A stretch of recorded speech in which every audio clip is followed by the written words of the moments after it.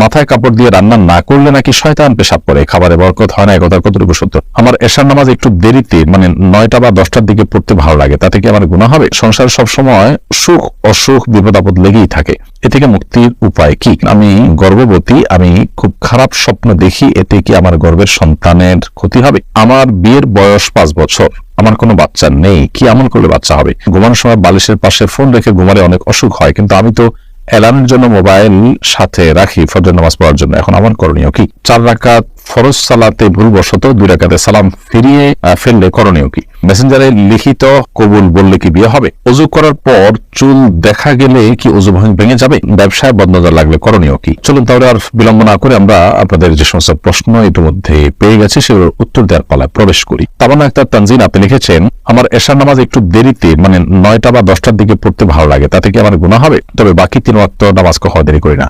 বোন তামান্না, এশার নামাজ বরং একটু দেরি করে 1/3 রাতের 1/3 পার হওয়ার সময়টাতে আদায় করা বরং সুন্নাত। নবী করিম সাল্লাল্লাহু আলাইহি ওয়াসাল্লাম বলেছেন, তোমার জন্য যদি কষ্টকর আমি মনে না করতাম তাহলে সেক্ষেত্রে এশার নামাজ দেরিতে পড়ার নির্দেশ করতাম। অতএব আপনি 9টা 10টার দিকে এশার নামাজ পড়লে ঠিক আছে, হতে পারে, তবে 1/3 পর দেরি করে যদি আপনি পড়েন তাহলে সেটা অনুত্তম হবে, বিশেষ করে মধ্যরাতের পর পড়লে বেশি অনুত্তম হবে। আপনি রাত 9টার দিকে এশার নামাজ পড়লে সেটা বরং সঠিক আছে, তবে মাগরিবের পরে ঘুমানোটা অনুচিত, আপনি ঘুমিয়ে যদি দেরি করেন সেটা ঠিক হবে না। এমনি টিপু সুলতান আপনি লিখেছেন, সংসারে সবসময় সুখ অসুখ বিপদ আপদ লেগেই থাকে, এ থেকে মুক্তির উপায় কি? সংসারে বিপদ আপদ লেগে থাকলে সেখান থেকে মুক্তি লাভের জন্য কখনো কখনো ঘর পরিবর্তন করলে, বাসা পরিবর্তন করলে আল্লাহ সুবহানাহু ওয়া তাআলা হেফাজত করেন।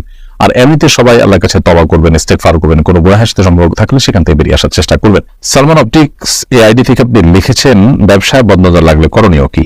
ব্যবসায় বদনজর যদি লাগে তাহলে সেক্ষেত্রে যে ব্যক্তির বদনজর লেগেছে মনে হয় বা যাদের বদনজর লেগেছে মনে হয় তাদের কাছ থেকে পানি পড়া নিয়ে বা তাদের ওযু করা, হাত মুখ ধোয়া পানি নিয়ে ওই ব্যবসা প্রতিষ্ঠানে ছিটিয়ে দেওয়া বা ওখানে যদি সম্ভব হয় ফ্লোর ইত্যাদি ধুয়ে ফেলা, এরকম যদি করার সুযোগ থাকে তাহলে সেটা করবেন। এবং এর বাইরে এমনিতে বদনজর যেন না লাগে সেজন্য মাশাআল্লাহ তাবারাকাল্লাহ জাতীয় জিনিস লিখে রাখা যেতে পারে, কেউ যেন এগুলো দেখার পর মাশাআল্লাহ তাবারাকাল্লাহ পড়ে। আর কেউ যদি আশ্চর্য হয় ব্যবসার উন্নতি দেখে, অগ্রগতি দেখে, ভালো কিছু দেখে, তাহলে তাকে দিয়ে মাশাআল্লাহ তাবারাকাল্লাহ বলানো যেতে পারে। এগুলো বললে সাধারণত আর বদনজর লাগে না।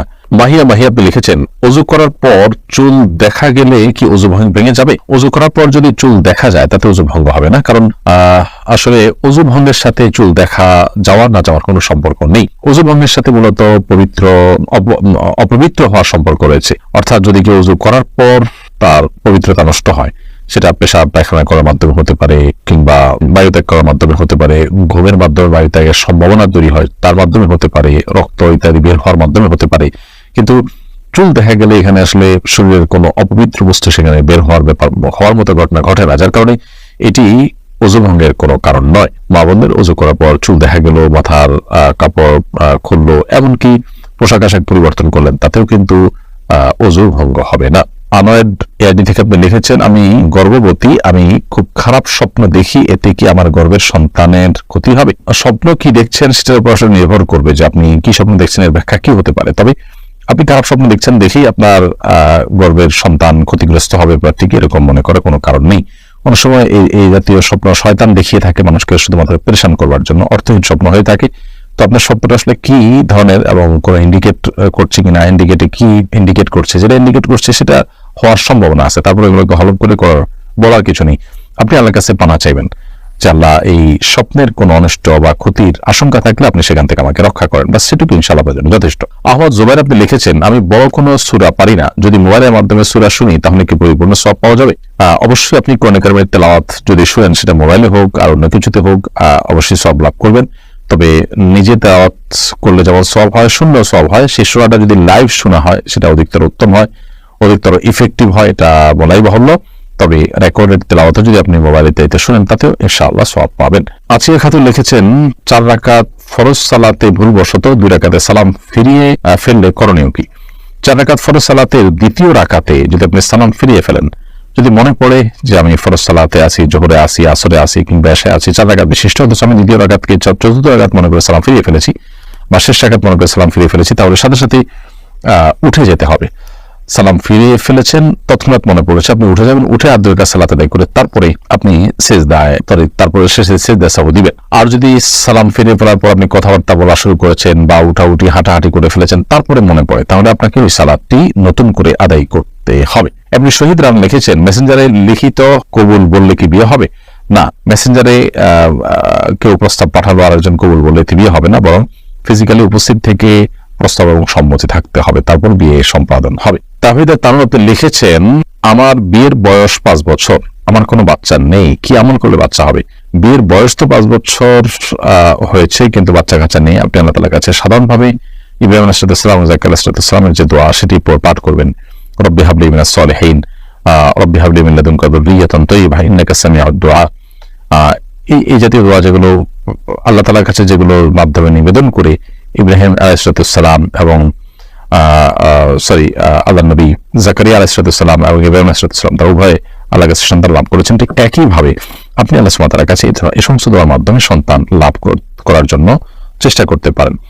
এর বাইরে একটা জিনিস আমাদের মাথায় রাখতে হবে যে আল্লাহ রাব্বুল আলামিন কাউকে যখন সন্তান দেন না, তখন এটা তার জন্য আল্লাহর তরফ থেকে একটা পরীক্ষা। তিনি এই পরীক্ষা উত্তীর্ণ হওয়ার জন্য আপ্রাণ চেষ্টা করবেন এবং সচেষ্ট থাকবেন যে তিনি আল্লাহ সুবহানাহু ওয়া তাআলার ফয়সালাকে মেনে নেবেন। সন্তান এমন ভাবে হলো যে সন্তান আসলে আমার কাঙ্ক্ষিত না বা কাম্য না, তাহলে সেটা আমাদের কারোর কাছে সেটা ভালো লাগার কথা নয়। তো সেই জায়গা থেকে আমাদের একজন মুসলিম হিসাবে সবসময় আমাদের সচেষ্ট থাকতে হবে যে আল্লাহ সুবহানাহু ওয়া তাআলার ফয়সালা আমরা সন্তুষ্ট হব। মমিনুল সাগর আপনি লিখেছেন, ঘুমানোর সময় বালিশের পাশে ফোন রেখে ঘুমালে অনেক অসুখ হয়, কিন্তু আমি তো অ্যালার্মের জন্য মোবাইল সাথে রাখি ফজর নামাজ পড়ার জন্য, এখন আমার করণীয় কি? প্রথমত অ্যালার্ম ঘড়ি কিনতে পারেন আপনি। দ্বিতীয়ত হলো যে মোবাইল একেবারে সাথে রাখা জরুরি, এবং অ্যালার্মের দ্বারা যে আপনার ঘুম যেন ভাঙে তার জন্য মোবাইল একটু দূরে রাখাটা বেশি উপযোগী। কাছে থাকলে অসময় বন্ধ করে আবার ঘুমিয়ে পড়ে মানুষ, যার কারণে একেবারে কাছে না রেখে দূরে রাখাটাই হলো না দিক থেকে উত্তম। কাছে রাখলে অসময় টিপি করে অনেক সময় নষ্ট হয়। ইলহাম আলম আপনি লিখেছেন, মাথায় কাপড় দিয়ে রান্না না করলে নাকি শয়তান পেশাব করে, খাবারে বরকত হয় না, এই কথা কতটুকু সত্য? সম্পূর্ণ ভিত্তিহীন এবং মনগড়া কথা, কুসংস্কারের জন্য কথা। আমাদের দেশে মা বোনদের উপর বিশেষ করে যত রকমের ফতোয়া আছে, ভুল ফতোয়া আছে, এগুলোর প্রয়োগ সবচেয়ে বেশি হয়ে থাকে। এটি তারই একটি।